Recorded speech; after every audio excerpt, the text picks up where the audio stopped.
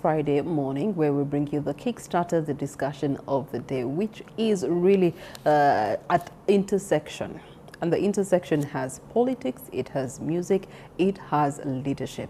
And exactly where do people fall, especially those that are already on their journey or on their course as musicians. So as we pick up the mantle of the day, music has actually always been more than entertainment. It is a challenge to power. It is one that unites communities. It's one that gives a voice to generations that are demanding change. And today, in one of the world's youngest countries, where you're seeing nearly 70% of the youth in Uganda, particularly being under the age of 35 years of age, artists are no longer just performers. They are influencers right now. They are opinion leaders, and increasingly they're becoming political actors. As a country, we are preparing for yet another 5 years. The elections are done and dusted.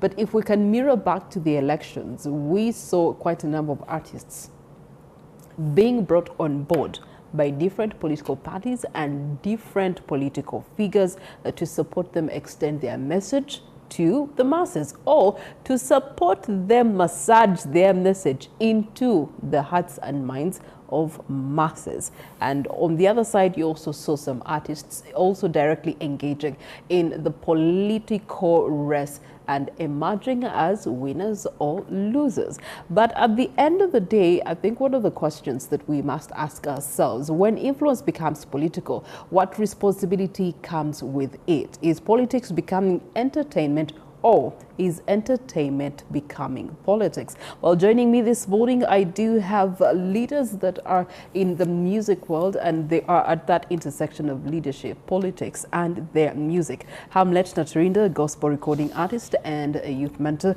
is joining me this morning to help me unpack this conversation. Hamlet, good morning to you, and how are you? Good morning, Priscilla. I'm fine, thank you. How are you, Ugandans? And praise the Lord.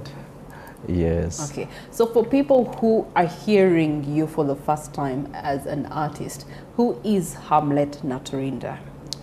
Hamlet Naturinda is a recording, performing artist. I hail from Kanungu district, Nyamirama particularly. Yes, I've been singing music, especially gospel music, and here I am. I thank God. So that means you sing in Ruchiga? Yes, I've been singing in Ruchiga. Okay. How many songs do you have recorded? So far I have more than an album, more than 12 songs. Among them we have lyrics, we have videos. They are all on YouTube and other social media platforms. Okay. And from the music that you have out there recorded, what do you feel has been a significant impact of your music to the communities that have listened to it? Oh, the impact is so positive because very many people have given me a nice feedback, calling me. They're like, Ham, your music is so good. Your music is touching us. We are getting healed through your music. And that is a positive feedback to me because I thank God for it. Yes, please. Okay, so I have a very tough question for you. Is music political, or is politics music? Okay, music is political.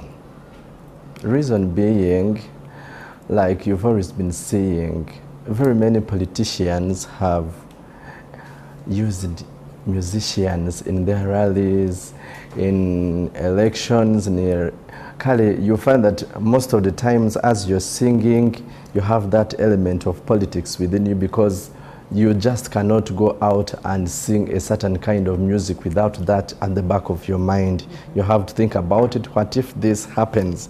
What if I put this message? Does it have an impact towards the leadership, towards politicians, towards the society?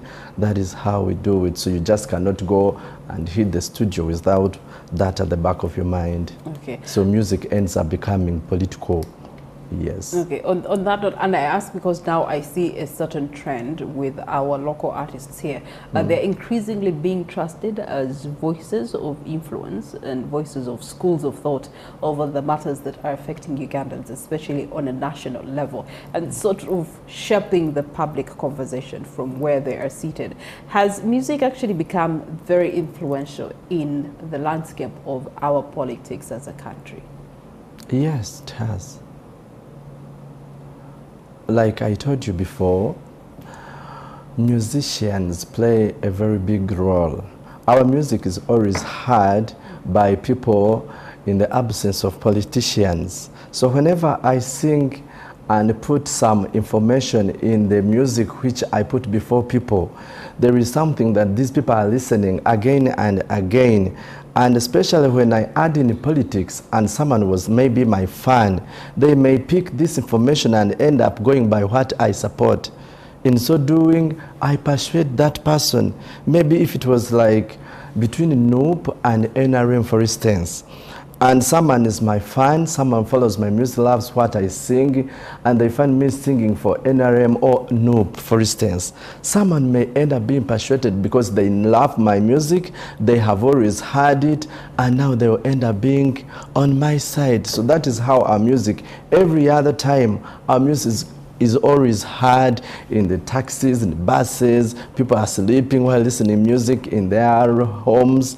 So our music is always having that element in it. So in that way, it sort of positions them to be looked at as leaders of Yes. opinion, which in turn then puts a certain pressure on the artist. So I guess where I'm trying to come from is that from what you have seen of certain musicians who are taking that direction, is it one, them resorting to the mere fact that they have sort of failed to break through as artists, or they have broken through to the communities with their music and now want to have an even stronger grip on the people that they influence? Come again, please. So some from where you're seated, is it because they have failed to break through in their music, so they're using politics as a way to keep relevant to their people? Okay, to my view, God's will upon someone, anytime, any day, even if it is not through politics, a person can break through and become a star. Yes, some others have taken it as an advantage to add on their voice, so that someone, hey, you're the one that sang for Dr. Chris Bariomonsi, that political song. Guy, it is a nice song. And at the end of the day, Dr. Chris, I'm giving an example, he will end up taking me everywhere he goes, because he comes from my district, Kanung. So he may take me everywhere he goes. I want you to sing on this function. I want you to sing. I end up becoming a star. And Jukila, it started from the music that I sang for him. Mm-hmm. It worked for him. It had his manifesto. It impacted the people of Kanung to vote for him. And at the end of the day, I end up becoming a star, an artist or a celebrity. But to the other side, some people are favored by God and their music is loved by people just out of the blue without any political influence. Someone becomes a star. Okay. You have talked about the case of Dr. Chris Bariomonsi, and as that was the case, did you feel pressurized to be politically opinionated? So much. Okay, as artists, some of the times we do not want to show our sides, but to sometimes when you see someone is giving you some millions that please sing for me this song, you end up going to studio and you hit it, you do it. So sometimes I wouldn't be wanting to show that I belong to NRM, I belong to Independent, I belong to NOOP or whichever party, but you feel that pressure within her. People are going to see because me belonging to I'm sure now this. the people in Kanungu see you as the NRM artist. That thing, we wouldn't be wanting it to be that way. But, you know, we are surviving. We are looking for how to feed our families, how to survive in this economy. Mm-hmm. You end up taking the mantle and you sing for him. They give you the money, but within you, you know where you belong. That still remains as your secret. To follow it up, as you have been presented with that opportunity to relate to politics on that level, what has been the relationship or the response to some of the members in your community, especially from Kanungu, on how they relate to you? Did they go like, now you're gone, you're no longer our person? Of course, yes. Especially from the opposing side. Okay, there is a friend of mine. He did a nice song for a certain lady in NOOP, in in Tungamo. This guy comes from Tungamo, and he sang a nice song for someone that belongs to Nupe that was representing Kabale district, because this MP was a fan of this friend of mine. So with time, this friend of mine was narrating that story. I was like, man, do you know that I've lost fans in this district because people wanted my music, but they had this song that I sang for this person. Yes, to me, it hasn't happened to me, but I was extracting a story from what happened to my colleagues. So this music, for us as artists, we wouldn't be showing the sides. But because of different factors, you find you're already singing for so, and people give us a feedback, Ham, you are going astray. It couldn't be you singing this song. You couldn't sing for him these lines, and you're hitting the other person like this? Really? I didn't expect this to come from your mouth, and you went to studio, yet we are your fans? It has happened. Yes. So what would you recommend artists do when they find themselves in that position, or the intersection that we're talking about, that they need to feed their families? There's a great opportunity that is bringing in money for them. Their music is what really has brought them at this intersection. Yes. How do you navigate that? Okay, I think a person can do what their hearts want them to do, because outside, maybe when we leave the cameras or off the stage, the other side things are hard. And what helps us is the money that we collect or the money that we get. So to someone who is fine about it, let them do it. And for those who are not familiar about it, they cannot do it because they will not manage it. For instance, there is that section of composing. People do not normally, by the way, think about it. Some, they just know that you sang, you just brought the song before them, but it needs composition, creating the rhythm, and having time to sit and reread these words that you are putting in the message of this person that he wants before his people. So what we do, if you are fine about it, it is okay. Go and survive, go and look for someone, because they pay. And of course, if someone comes and they're like, I want you to do for me a song, why not charge them a lot? Because you have got a breakthrough. This is a gig that will give you 3 million or 5 million, which you have not been getting. So to someone who feels it is okay with them, I'm fine about it. And for someone who does not like it, it is okay. Let them maintain the music they have been singing. That is how I see it. Okay. Many gospel artists, you being a gospel artist, many of them have this whole mindset that you shouldn't be engaging with politics to begin with. Whether you're singing for a political candidate or a political song, you're being paid to do the political song, you should not be relating to politics in any way. Yet the Bible is actually filled with so many prophets confronting kings about injustice and refusing to discuss the political genuinity neutrally. So when you look to the reflections of the Bible, you being a gospel artist, do we see how important music is in bringing to table some of the hard discussions that need to be had, especially through leadership and politics?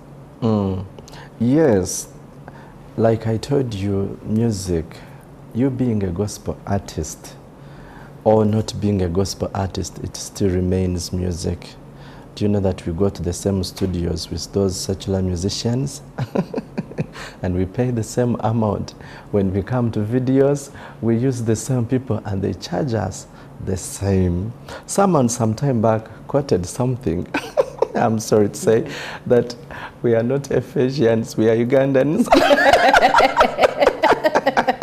That's a good one.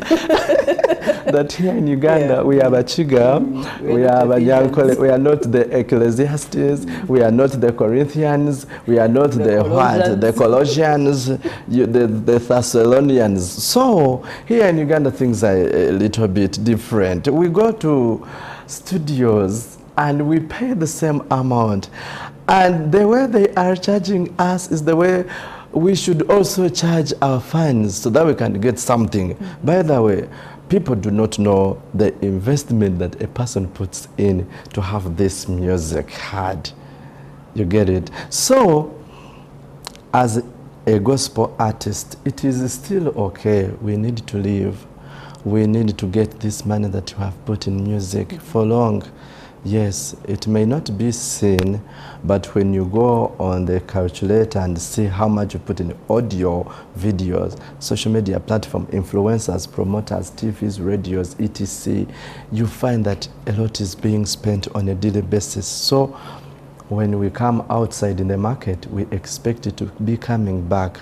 And when it comes to politics, and you've reached this time of find that it is in a political era, you have to make sure that you get something, and these people use us. Okay, so I'm coming from a place of, let me use artists like Miriam Makeba, let me use artists like Bob Marley, let me use our own examples here. Bobby Wine, yes. He, through music, has been able to tackle some of those social issues, some of those political issues that we need to really think about as a country and find a neutral solution that is favorable of all, regardless of color and party. So for the side of gospel artists, they tend to fold their hands about it and say, that's not holy thou. We cannot engage in that. And so they're stepping away from these conversations. They're stepping away from influencing how these conversations should be navigated. Yet, you know, by principle, you come with a voice of authority, ethics, integrity, and things like that. So when gospel artists step away from this opportunity, to what impact is it going to have to our society? Okay. Or should they even be there in the first place? They should. Why? They should. Gospel artists, we are trusted, we are known by people. Kale, to me, people rely on our information so much. Now that I was healed using Judith Babidia's songs, for instance, and she comes as a political leader, I have to listen to what she's speaking, because there is a way I perceive this person before us as a leader. Now that she has seen this as a calling and she wants now to come as a political leader, though she has been in gospel music, these people have to be influenced. Yes. So music, especially gospel music, some do not like it. But to those who felt like doing it, let them do it. That is how I feel as me. So how can gospel artists use music to actually speak about issues that are currently affecting us, like corruption? They should do it. We should do it. Because the moment we keep quiet, these things are insulting people inwards. These people are being affected by ABCD that is happening in the country. So as gospel artists, we need to do some music that speaks about this.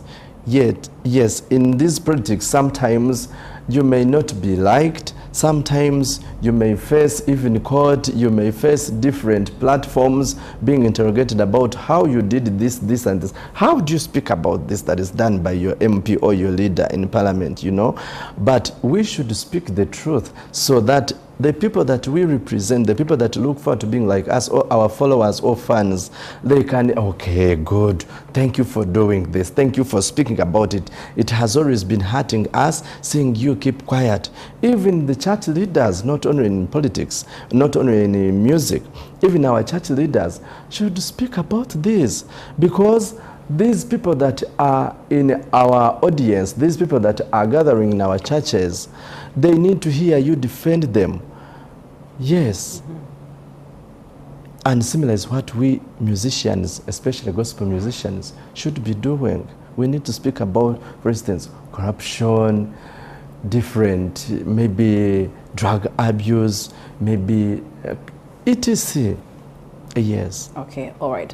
When it comes to history, we get to look at across Africa, there's been songs that have influenced changes.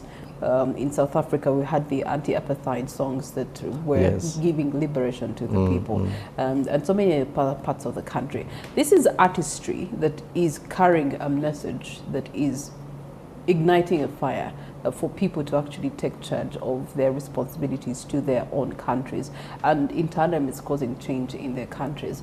How do you stay an artist and then a leader with a voice of influence? It is by the grace of God that you have to do that. We cannot do some of the things by ourselves.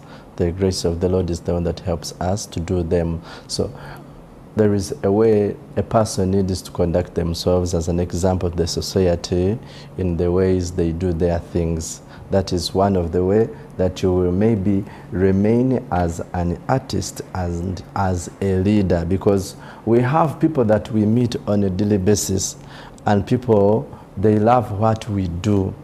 Some look forward to being like us. Some admire what we do. So there is a perspective they need to keep seeing you in, not seeing that this person totally changed, they no longer do this that they used to do. So there is a way we need to ask God to give us the grace so that you can continue on the track being as a leader and being as an artist, because the two are intertwined. Yes. Okay. So when the two are intertwined and used meaningfully, what can be the positive impact to our society? People will live in peace. People will fellowship and serve the Lord and look at us as their examples. That is how I think, because in this music, I have realized that when a celebrity or a star comes up, you are like standing on the top of a mountain, and everybody's saying, let's watch the space and see. Will it end in tears? Will it end in what? Will it end in glory? So in so doing, the way you take yourself to be, it has an impact towards these people that follow your music, follow whatever you speak, what you treat, what you speak wherever you are, in the congregation, in churches, wherever we go, in functions. So it makes us be so careful with all that we do, because we are figures. People are seeing us everywhere we go. And to me, it helps me to keep in the line of God. And this person who is looking at me, it makes them use him as an example. For instance, they're like, oh, I really want to serve God like he does. I really love his music. I really want to I want to be like him. And this is all beginning with the kind of music that we sing. I told you that we need to speak about this corruption and the rest of the things, at the same time speaking the gospel of the Lord in the music that we do. So it keeps them on track, following what we do. So the gospel artists are on the spot right now. And from what you have shared, I see a scenario where a religious leader is feeling that you are infringing on their space of being the voice of influence and guidance and direction, because you're doing the same thing. So a religious leader may go like, where were Hamlet? Tone down. So how do you navigate that? Okay, they are our leaders. Our candle is ever burning day and night. And whenever you get a song, you have to write it, compose it, and take it to studio without his information. Yes, they may sometimes come and be like, please don't do this, my child. You know, we have our mentors, we have our pastors and leaders. Suddenly you become their child.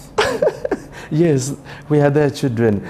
Sometimes they sit us down, they're like, this kind of information that you put in this song, really? Please don't. If he tells you, of course, it is up to you to change it to what he tells you, or not to continue, because you have 10,000 fans who love that which you have done. It is up to you now. The ball is right in your hands. Yes. Okay. So if young people copied your actions for the next 5 years, not just your words that you're singing, what kind of country would we be? This is a hard question. Anyway. Because at the end of the day, you see, the power of artistry is that everything about artistry is copied.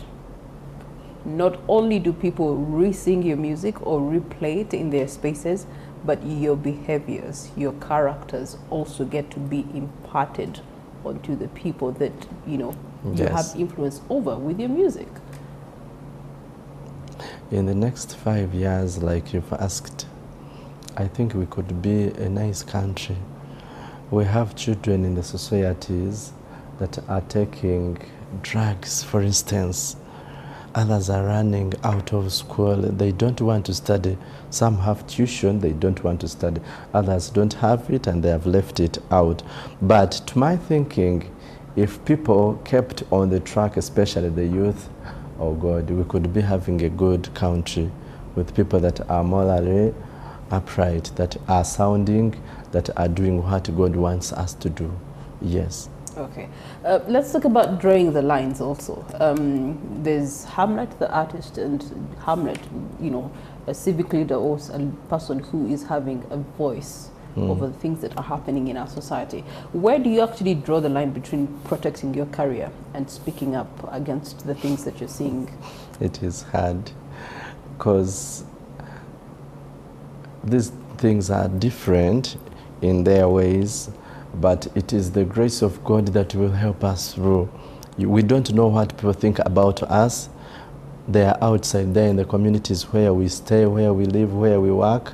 But to me, as an artist, I look forward to being that person that a person can look forward to being like, because music needs time and we are doing it, serving the Lord. But also in leadership, people need to listen to our voices. So I think I will look for all the ways possible and equip myself with the skills that can make me be in that direction as a leader, as an artist.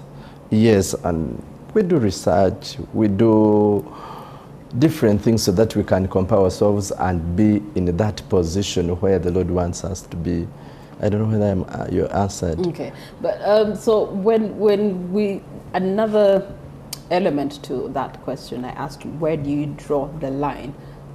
We tend to see a lot of, especially upcoming artists in the last 10 to 5 years, positioning their music or doing their music in such a way that will position them to be called upon by the Dr. Chris Bariomusis of this world to do work for them, to do music for them, through campaigns, of course, and maybe any other activations that they do have. So in a way, we see politics driving the picture, the ambitions of artistry, instead of artistry driving itself. How can artists navigate that? Like I told you, it is up to them. Every person knows why they are in music. Every person knows why they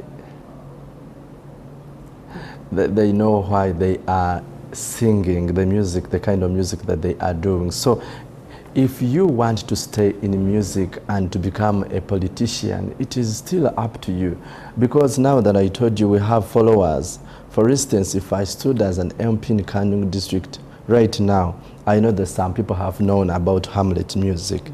And in so doing, I will influence them. So as an artist, it is you to choose what you want, just to stay in music and sing, influence people, speak about what they want to listen, speak about God or not, to do it, to stay in the political side, because you can as well stand as a politician, but it is quite hard. It needs a lot of money and funds, and it is so competitive. To me, I don't like it. I rather keep in my music because it's not that easy. Okay. Yes. All right. We're going to take a short break, but return shortly. Do stay with us. Here is an aspiring local council 1 chairperson for Buyala. Buyala, along Mitiana Road. Along Mitiana Road. That's Maokota North. So let's talk about that. What has inspired you to get into leadership? Well, there's a lot that hasn't been done on the lower level. What I mean is that we all look at the MPs, RDCs, the presidents, and the other representatives in our communities. When it comes down to government policies, the LOS1 chairpersons are always undermined. Yet, if we are to consider what we call service delivery, the LC chairpersons do a lot of work, and I call upon the government to always engage them. Why? Because an LC chairperson serves as the political and administrative leader in a community. We are the communication channels to government. There is a lot of work that is done by the LOC chairpersons in your community, in my community, and in his community. So I'm here to serve the people of Buyala, where I reside, where I've been a resident for almost 15 years. In your residency of 15 years there, what have you seen as the continuous recurring issues that are, affecting your people? Well, I've noticed that government allocates funds to my community, but the previous or the incumbent or the outgoing LC chairpersons haven't done enough. For example, I understand that government allocates money for roads, for community roads in my community, and this money is always put in the budgets. But the leaders don't always want to effect that. I'll give you a scenario. For the last 15 years I've been in Buyala, I've only witnessed like twice that our roads are being made. Of course, there are roads that are managed by UNRA, but those local roads that are managed by the Gobola, the parish, the sub-county, those are those that I'm talking about. So, point number 2, when it comes to water, I believe that where you came from, there people are still using wells in Zizi. The wells in my community have been destroyed by the local leaders that have been serving us. So I can't sit down and see my people in the community looking for water, yet we have springs, wells that can serve us. Okay. So because of that, I had to rise and come up. So who is DJ Ericom? DJ Ericom was born in 1989, that's almost 35 years ago. In brief, I studied. I'm an educated man, well, not like you. I hold a degree, bachelor's degree in computer science and information technology. That is from Salt University in Stockholm, Sweden. I spent about 5 years in Sweden, and I managed to scoop that degree. So came back home. Of course, I've been in and out. As a leading music promoter in Uganda, everyone knows me as DJ Ericom, but original name, Eric Mutebi. I'm a father to a child, that's Arena Paris Mutebi. I'm a husband, and of course I'm a businessman. I'm into accommodation, hotels and motels. Yes. Okay. What influence have you seen artists have over communities, and what people are talking about on a daily basis? Artists and entertainers, being that at some point they become famous, they become popular, they play a vital role in all their communities. So because of that, it's the reason as to why most of my fellow entertainers, DJs, producers, are moving away from the entertainment to the political side. Why? Because having served their fans, we get so close to the fans, we get so close to the people that love us, which means that in the end, we understand them one-on-one. Nembanyantino, Priscilla has a problem with this. She wants this. So it gets easier for entertainers like me to solve such immediate issues. Now, just imagine if I become the LS1 chairman of Buyala tomorrow on 28th July. It will be so easy for me to, I will be so approachable. It will be so easy for my people to approach me. Ericom, we need this. Ericom, this, because I've already been in their hearts. Priscilla, apparently, everyone in Uganda that has a smartphone, at least 80% of them have Ericom in their phones. So imagine if I'm your local leader, it will be so easy for me to liaise with the government so that I fulfill the government's policies. Okay, before you paint us the futuristic Ericom, yes, what has been your influence in communities in the last 15 years? Because leadership is not tested by the power of titles. True. It is character. Where I come from, we didn't have electricity. I moved to Uganda, I moved to Meme, put pressure on them until they brought electricity in my area. That's number one. Just recently, 2-3 months ago, I noticed that government had injected money in making our roads, and nothing was done. I went straight to the Gombola and told them, hey, this road was accounted for and this, we need 5 kilometers of tarmac all around, and they did so. I have been a force in ensuring that Buyala, you're aware that Buyala is now the landfill of KCCA. Before it was Chitez, where they used to put garbage, but now Wiyala is the official landfill for garbage. I have always sensitized my people that yes, garbage is here, we shouldn't send it away, but can we make use of it? And my voice has become a solution to the problems in our communities. Okay. At least I've done a lot that I can mention. All right. So in case people go to the polls in July and they don't elect you as their leader, will you stop being the leader that you have been? No. Let me put this on record. In Wiyala, I've so far distributed 50 solar, no, I've distributed 37 solar panels. What does it mean? I've reduced darkness in my community. Thugs used to snatch bags from ladies, small phones. But because of that, we now have light.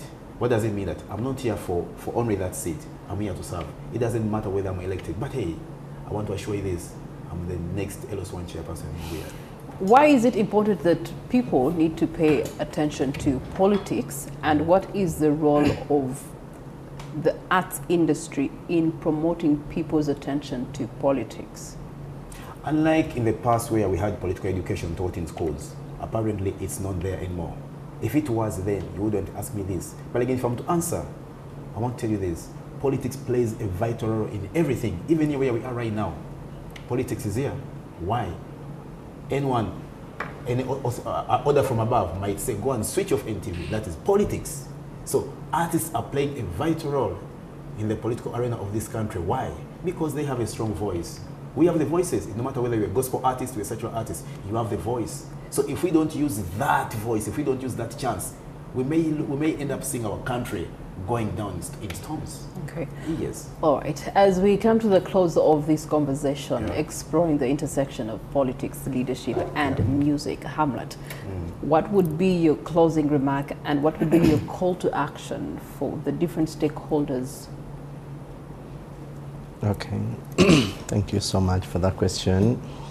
I call upon different people in different calibers, especially artists, not to keep quiet about this that is trending in our nation, because now that we are the voice of the voiceless, we need to speak up, not to keep quiet and sit just seeing these things happening, but we have a role to play in the people that are following us, that are our fans, people that normally listen to our music. They need to hear that element in it, and not only us as artists, even our religious leaders that have polished us to becoming who we are, they also need to keep quiet, because we are representing a body of Christ. For instance, as an artist who is in the gospel, we are representing very many groups of people, and we bring their prayer requests to God. So we need at the same time to speak to government about this that is happening, to the people that love what we do.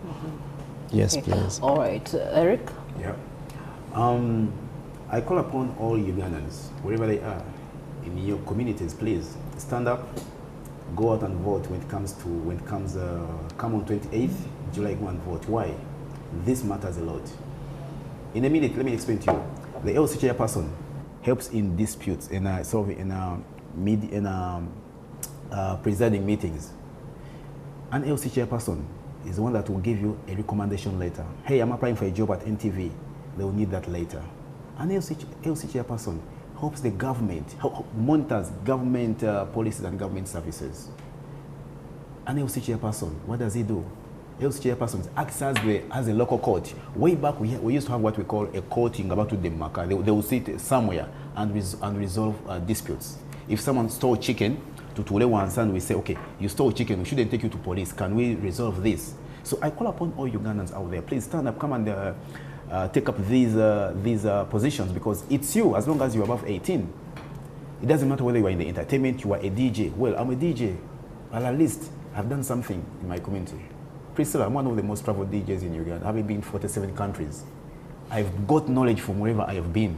So I can incorporate this into the local community, hence making Wiyala a very, very good and attractive village. So to the people of Wiyala, I come before you requesting for your vote to elect me as your chairperson come 28th July. All right, Eric Mutebi, thank you so much for being on the table with us for this discussion. Hamlet Atrinda, thank you so much also for your submissions.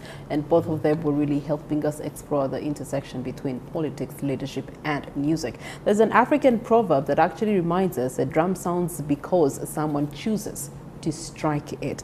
Influence, like leadership, is never neutral, whether through music, whether through faith, whether through social media or politics. Every public voice is actually helping shape the value of our nation.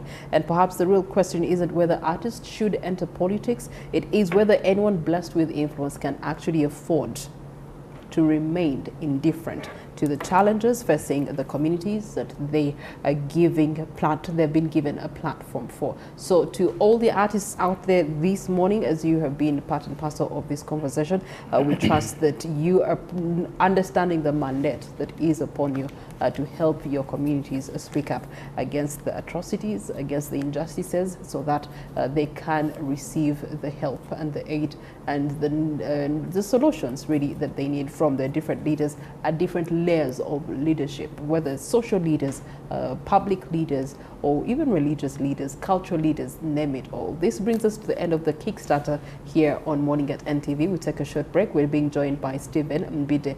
Stephen Mbide, good morning to you. Good morning to you, Priscilla. This is Naka.